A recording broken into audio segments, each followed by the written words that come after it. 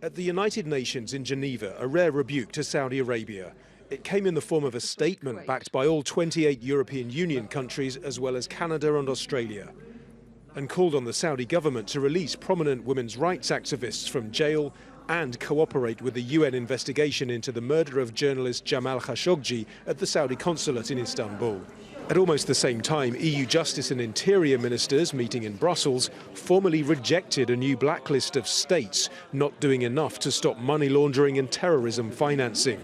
That list, compiled by the European Commission last month, included new names, not least of which several US territories and Saudi Arabia. Germany has taken a tough stance against Saudi Arabia since the killing of Jamal Khashoggi and has just extended its freeze on arms sales to the country. But when asked by Al Jazeera about the blacklist, its interior minister refused to engage in English or in German. Should Saudi Arabia be on this money laundering list? No other language.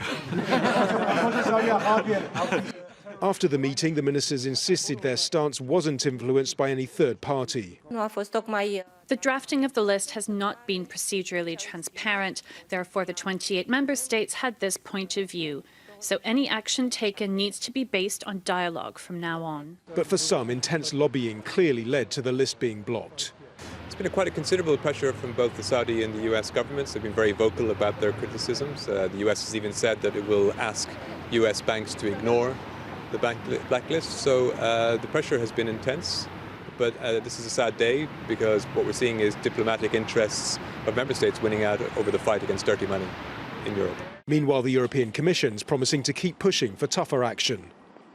Each scandal, Panama Papers, all the terrorist attacks, we had a lot of big words about how we need to strengthen our fight against these things. So now it's time to do it.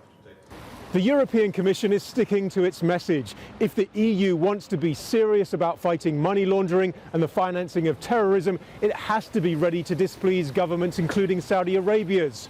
The ministers meeting over the road here have given a clear red light to the Commission's plans.